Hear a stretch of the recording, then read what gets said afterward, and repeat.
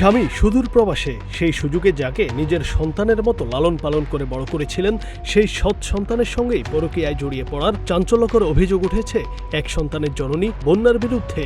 শুধু তাই নয়, প্রবাসী স্বামী দেশে ফেরার খবরে সেই তরুণের হাত ধরেই ঘর ছেড়েছেন তিনি। চাঞ্চল্য সৃষ্টিকারী এই ঘটনা ঘটেছে জামালপুরের সরিষাবাড়িতে। স্থানীয় সূত্রে জানা যায়, দীর্ঘদিন স্বামী প্রবাসে থাকার সুযোগে পালিত সন্তানের সঙ্গে ঘনিষ্ঠ হয়ে পড়েন বন্যা।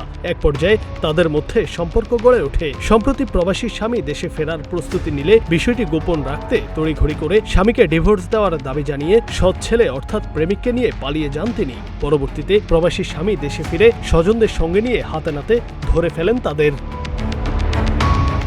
ঘটনা জানাজানি হওয়ার পর সামনে এসেছে একের পর এক আইনি ও পারিবারিক জটিলতা। ধরা পড়ার পর অভিযুক্ত বন্যা দাবি করেন তিনি আগের স্বামীকে ডিভোর্স দিয়ে নতুন প্রেমিককে বিয়ে করেছেন। তবে আইনি নিয়ম অনুযায়ী ৩ মাসের নির্দিষ্ট সময়সীমা পার না হওয়ায় তার এই বিয়ে ও তালাকনামা নিয়ে চরম আইনি বিতর্ক তৈরি হয়েছে।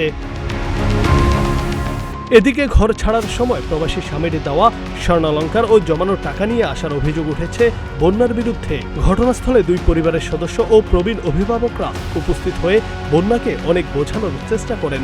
দীর্ঘদিনের সংসার এবং 9 বছরের নিষ্পাপ সন্তানের ভবিষ্যতের কথা চিন্তা করে তাকে ঘরে ফেরার আকুতি জানানো হলেও বন্যা নিজের সিদ্ধান্তে অনড় থাকেন।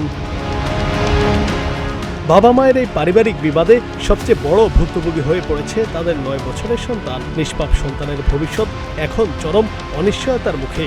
এই অপ্রত্যাশিত ঘটনাটি নিয়ে সরিষাবাড়ি এলাকা জুড়ে এখন চলছে নানা আলোচনা ও সমালোচনা।